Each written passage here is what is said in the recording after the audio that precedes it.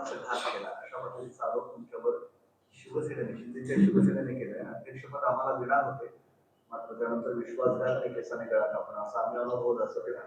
काय सत्य आहे तेवढं? आज छत्रपती संभाजीनगर येथील जिल्हा परिषदच्या इलेक्शन झाले अध्यक्ष आणि उपाध्यक्षांचे. तर दोनही जागा भारतीय जनता पार्टीने जिंकलेल्या आहेत आणि म्हणून मी सर्वप्रथम सर्व सदस्यांचे आभार व्यक्त करतो. आता आमचे मित्रपक्ष शिवसेना सन्माननीय शिंदे साहेबां म्हणजे सन्माननीय उपमुख्यमंत्री साहेब शिंदे साहेब यांच्या गटातली जी शिवसेना आमची धनुष्यबाण, तर मी त्यांची प्रेस पूर्ण ऐकली. सर्वप्रथम तर मी त्याचा निषेध याकरता करतो की अगदी खोटी, कोणत्याही गोष्टीमध्ये तथ्य नसलेली प्रेस, म्हणजे प्रेस किंवा प्रेसमध्ये बोललेल्या त्यांचे बाबी होत्या ती अशी, त्यांनी आमच्या प्रदेशाध्यक्ष महोदयांच्या बाबतीत सांगितलं की त्यांनी आमचा विश्वासघात केला, त्यांनी आम्हाला शब्द दिला होता आणि तो फिरवला. हे अगदी धातांत खोटं आहे. कारण की आमची युतीची जी चर्चा झाली होती त्यामध्ये पालकमंत्री महोदय होते, सन्माननीय सत्तार साहेब जर सोडले तर सगळे आमदार आम्ही होतो, भारतीय जनता पार्टी आणि शिवसेनेचे. आमचं ठरलं अध्यक्षपद उपाध्यक्षपद सेम असंच्या असं 2.5 वर्षानंतर पुन्हा त्याला व्हाईस वर्सा करायचं हे ठरलं. आम्ही आमच्या सन्माननीय मुख्यमंत्री महोदयांना दाखवायचं, त्यांनी उपमुख्यमंत्री महोदयांना दाखवायचं हेही ठरलं. आम्ही त्वरित खाली मुख्यमंत्री महोदय होते, आम्ही सर्वजण सन्माननीय आमचे मंत्री महोदय अतुलजी सावे असतील, मी असतील, अनुराधाताई चव्हाण माननीय आमदार असतील, आम्ही सगळेच जण, आमचे जिल्हाध्यक्ष महोदय असतील, आम्ही गेलो सन्माननीय मुख्यमंत्री महोदयांना बोललो. खरं म्हणजे आमच्यातल्या काही जणांनी हेही सांगितलं सन्माननीय मुख्यमंत्री महोदयांना की आपल्या एकट्याची सत्ता बनते, कारण की उबाटा सेनेचे लोक गैरहजरच राहणार हे आम्हाला अगोदरपासूनच माहित होतं, कारण की ते कुणीकडेच मतदान करणार नाही, त्यांच्यावर पण काही ना काही एलिगेशन्स येतील किंवा त्यांची ती रणनीती आम्हाला लक्षात येत होती. त्या पद्धतीने आमच्याकडे जवळपास 31 सीट होते, त्यांच्याकडे फक्त 21-22 सीट होते. आमची सरकार आरामात बनत होती. तरीही माननीय मुख्यमंत्री महोदयांनी सांगितलं की नाही, आपल्याला युतीतच जायचं आहे. त्या पद्धतीनं आम्ही त्यांना सांगितलं, आम्ही त्यांची परवानगी घेतली. पण त्यांनी सन्माननीय उपमुख्यमंत्री महोदयांकडे गेले. आम्ही त्यांच्या त्यानंतर सातत्याने मागे लागतोय, आमचे कागद बनले, माननीय पालकमंत्री महोदय होते, सावे साहेब होते, आम्ही सर्व होतो, आम्ही त्यांना मागे लागतोय. परंतु काय माहिती त्यांच्या मनात काय होतं. आणि खरं जर सांगायचं राहिलं तर पालकमंत्री महोदय आणि बोरनारे सर हे दोन्हीही शेवटच्या क्षणापर्यंत, मी जी माहिती घेतली आणि मी जी टच मध्ये होतो, त्यांची शेवटपर्यंत युती करण्याचीच इच्छा होती. परंतु असं झालेलं आहे की काही लोकांना आता मीच पाहिजे, नंतर माझा मुलगाच पाहिजे, नंतर माझा चुलत भाऊच पाहिजे, मग माझ्या घरातलाच पाहिजे. कार्यकर्ते वर्षानुवर्ष दशकानुदशक काम करतात, त्यांना काहीच द्यायचं नाही. ठीक आहे ना, कुणाचे चिरंजीव किंवा त्यांच्या घराचे असणं ठीक आहे, पण त्यांनी काही काम केलेलं पाहिजे, व्यवस्थितरित्या समाजामध्ये किंवा राजकारणामध्ये काम केलेलं पाहिजे. आयत्या वेळेला येऊन आणि फक्त साम्राज्य आमच्या घराणेशाहीकडेच पाहिजे, अशी अवस्था जी सध्या आपल्या या जिल्ह्यामध्ये काही नेत्यांनी आणि खास करून आमच्या ज्या मित्र पक्षांच्या आमदारांनी चालवली आहे, फक्त त्याच्याचमुळे ही आमची युती तुटलेली आहे, त्यांच्याकडून ही युती तुटलेली आहे. आमच्या प्रदेशाध्यक्ष मोदयांनी कोणताही शब्द दिलेला नव्हता, आमच्या गोष्टीला त्यांनी मान्यता दिलेली होती. त्यांनी धादांत खोटी अशी ती प्रेस घेऊन सगळ्या बाबी मांडलेल्या आहेत. बघा, गळा त्यांनी स्वतःचाच दाबून घेतलेला आहे. ते म्हणजे काय म्हणतात त्याला, असे गांगरून केलं असं त्यांनी की आम्ही सगळं झाल्यावर आरामात आम्ही राहिलो. त्यांनी उबाटा सेनेच्या लोकांशी कॉन्टॅक्ट करायला सुरुवात केली. आम्ही सुरुवातीला ते नजरांदाज केलं की बाबा रे जाऊ दे, आपली युती झालेली आहे, काही जरी झालं तर मोठी लोक होती तर काय असं होणार नाही.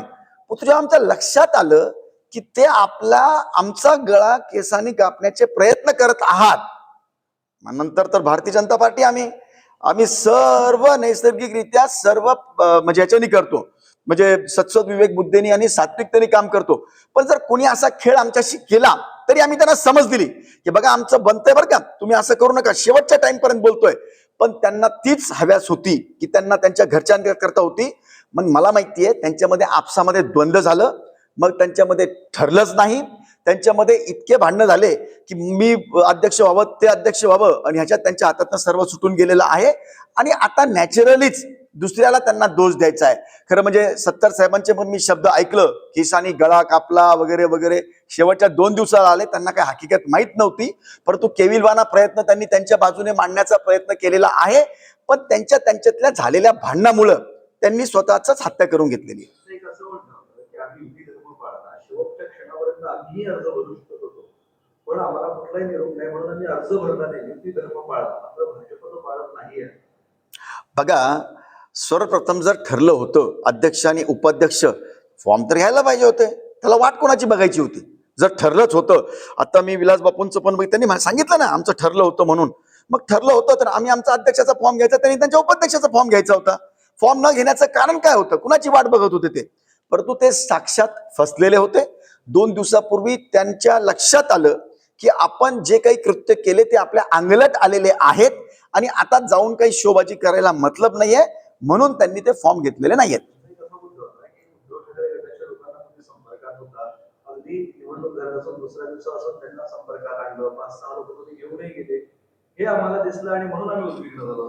अगदी खोटं आहे. बघा, राजकारणामध्ये संपर्कात सगळ्यांच्या असतात, नाही असं नाही. आपण आपली बाजू कोणी सांभाळेल, उद्या जर धोका झाला वगैरे वगैरे तर करतात. परंतु आम्हाला माहिती पडलं होतं की उबाटा सेनेचे सगळे सदस्य हे गैरहजर राहणार आहे किंवा ते मतदान करणार नाही कुणाला, कारण की त्यांना दोघही जण आम्ही म्हणजे आमच्या महायुतीच्याच विरोधात त्यांचं सगळं होतं, म्हणून त्यांच्या संपर्कात राहण्याचा काही प्रश्नच येत नाही. परंतु आपण बोलल्याप्रमाणे उलट त्यांनी त्यांचे उबाटा सेनेचे सदस्य त्यांनी गावाच्या नावासह सांगतो गोव्याला नेले होते. अक्षरशः गाणे झाले, भारतीय जनता पार्टीला आम्ही कसं हे केलं, आमच्या म्हणजे वेगवेगळे गाणे तयार करून, म्हणजे कोणी शिंदे सेनेच्या काही लोकांनी तिथल्या, की आम्ही कसं बरोबर कमळचं हे केलं वगैरे वगैरे.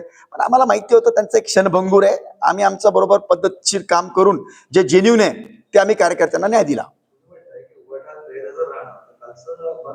विधान आहे की राजकारणात काही होऊ शकतं आणि शिंदेसोबत जायची गरज पडली तर आम्ही जाऊ शकतो, आम्ही भाजपसोबतही जाऊ शकतो, असंही ते म्हणाले. म्हणजे त्यांची इच्छा होती, त्यांनी वेळेवर फक्त आज अबसेंट राहिले असेल ना. पण आमचा कयास होता की ते कुणालाही जरी साथ दिले, ते ज्या पद्धतीने आज महायुतीच्या विरोधामध्ये वागतायत त्या पद्धतीने आमचा कयास होता की ते विरोधात म्हणजे गैरहजर राहतील किंवा ते विरोधात मतदान करतील, प्रत्येक म्हणजे कुणाचंच मतदान करणार नाही, हे आमचं कयास होता. तरीही आमची युती झाल्यामुळे आम्हाला कुणाशी संपर्क करण्याचा सवालच पैदा होत नव्हता. निवडणुकीपूर्वी पण ते युतीमध्ये असाच गोंधळ केला, अपमान केला, आताही विश्वासघात केला. हा सत्तापासून पण एक दिवस लढेल त्यांना आणि राज्याच्या राजकारणात चित्र दिसेल त्यांना, असा धमकीवाला इशाराही दिला. नाही, आजपर्यंत 2019 वरून अशा सगळ्या धमक्या आम्ही ऐकत आलेलो आहोत आणि तुम्ही सगळे निकाल बघितलेले आहेत. भारतीय जनता पार्टी अशा धमक्यांना कधीही भीक घालत नाही. ज्या वेळेला काही आम्ही चूक करत नाही, आम्ही सगळं जिन्युनली चालतो, संध्या देतो, प्रत्येक गोष्ट आम्ही मांडतो. परंतु जर त्यांनी ऐकलं नाही तर आमचे सगळे प्लॅन तयार असतात आणि प्रत्येक वेळेला आम्ही सक्सेस होण्याचं नैसर्गिक कारण इतकंच आहे की आम्ही बिलकुल सत्ता पिपासून नाही. सत्ता प्रत्येकाला चांगलं काम करण्याकरता लागते. यांना आता घराणेशाही कडे हे घुसलेले आहेत जास्तीत जास्त. खरं म्हणजे यांच्या नेतृत्वांनी सुद्धा सांगितलेलं होतं की आपली युती झालेली आहे, करा. परंतु इथल्या काही नेत्यांनी ती युती होऊच नाही किंवा झाली तरी आमच्या घरातच ही पदं पाहिजे, या लेवलवर झाल्यामुळेच ही युती झालेली नाहीये. तुम्हाला खोटारडे म्हणतायत, तुम्ही त्यांना खोटारडे म्हणतायत, राज्यात मात्र तुम्ही सत्तेत एकत्र आहात म्हणून. नाही, आम्ही खोटारडे त्यांना अजिबात म्हटलेलो नाही. छत्रपती संभाजीनगरच्या हद्दीपर्यंत जे जिल्हा परिषदचं घडलं ते आम्ही सांगण्याचा प्रयत्न केलेला आहे. युती आमची आहे, राज्यात आम्ही काम करतोय. काही अशा 2-4 लोकांना जर असं काही झालं तर आम्ही वटणीवर आणण्याकरता भाजपा सक्षम आहे. एक पारकरजी पण काहीतरी आता म्हणतो ना की ते सत्ता पिपासू वगैरे काहीतरी शब्द त्यांनी वापरला पारकरजींना. हा, सत्ता पिपासू असं त्यांनी शब्द वापरला. मला वाटतं ते मोठे नेते आहेत, त्यांनी या एरियाला समन्वय कसा साधावा हे पाहावं.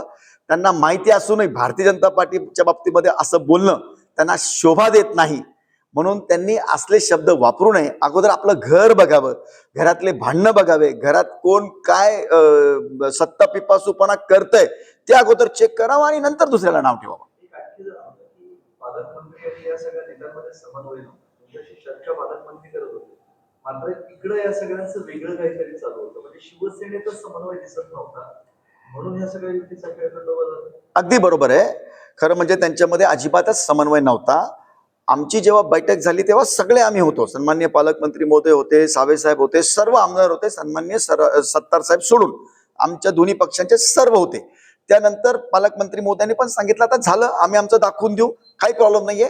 पण मी पुन्हा सांगतो, ते इवन बोरणारे साहेब सुद्धा युतीच्या फेवरला होते. त्यांनी पण सांगितलं जे आपलं ठरलेलं आहे.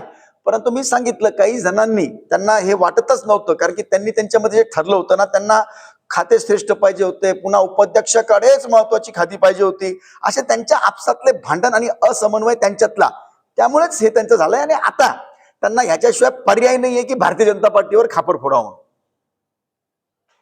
याचे परिणाम राज्याच्या राजकारणात नाही दिसला. नाही, जेव्हा जेव्हा ते असे करतील तेव्हा परिणाम हेच दिसतील की भारतीय जनता पार्टीचाच विजय होईल. भारतीय जनता पार्टी कोणाच्याही नादी लागत नाही, ते योग्यतेने काम करते, समन्वयाने काम करते. पण भारतीय जनता पार्टीचे जर कोणी नादी लागलं तर त्यांना हाच धडा भेटणार आहे जो आज भेटलाय. फॉर्म भरायची सुद्धा हिंमत नाही झाली त्यांची इतकी झालेली होती की त्यांचे जर फॉर्म भरले ना कोणी, तर कुणी सांगत होतं की आम्ही येणार पण नाही. त्यांच्यात इतके भांडणं होते. त्यांना माहिती आहे जर आपण फॉर्म भरला आणि आपलेच लोक जरी पूर्ण जर तिथे नाही गेले तर आपली काय हालत होईल, अशी त्यांची आज हालत झालेली. त्यांनी धडा घ्यावा या गोष्टीतनं. आमचं काही भारतीय जनता पार्टीचं काहीही चूक नाही, कधी होणार नाही. आम्ही समर्थ आहोत प्रत्येक गोष्टीला. असं जर भारतीय जनता पार्टीशी वागले त्यांना असाच धडा भेटणार. काय नडलं असं तुम्हाला वाटतं? काय त्यांना काय नडलं ज्यामुळे त्यांना उपाध्यक्ष पद भेटलं? घराणेशाही घडली. आपसातल्या आमदारांच्या ह्याच्यामुळे. म्हणजे काही आमदार राईट बोलत होते की आपण कार्यकर्त्यांना न्याय देऊ, पण मी सांगितलं ना, वडील पण, मुलगा पण, आता मला अजून चुलत भाऊ पण पाहिजे, मला अजून हे पाहिजे, असे आपल्या घराणेशाही करता करण्याच्या बाबतीमध्ये दुसऱ्याला नाव ठेवायचं. आपसामध्ये भांडणं झाले आणि त्याच्यामुळे त्यांना उपाध्यक्ष पदामुळे सुद्धा, नुसतं उपाध्यक्ष पद नाही साहेब, आम्ही त्यांना उपाध्यक्ष पद, 2 सभापती पद इक्वल झालं होतं आमचं, आणि सेमचे सेम 2.5 वर्षानंतर त्यांना देण्याचं ठरलं होतं. जेव्हा की आमचे 24 सदस्य भारतीय जनता पार्टीचे निवडून आलेले होते आणि त्यांच्या बरोबर न जाता पण आमची पूर्ण युती बसत होती, कारण की उभाटा बाजूला जाणार होती, तरी आमचे 31 सदस्य होत होते, तरी आम्ही त्यांच्याशी युती केलेली होती. परंतु त्यांच्या कर्मानी, त्यांचे कर्मच असे होते की त्यांना ते भेटणार नव्हतं, ते नाही भेटलं. ठीक आहे सर, थँक्यू. धन्यवाद.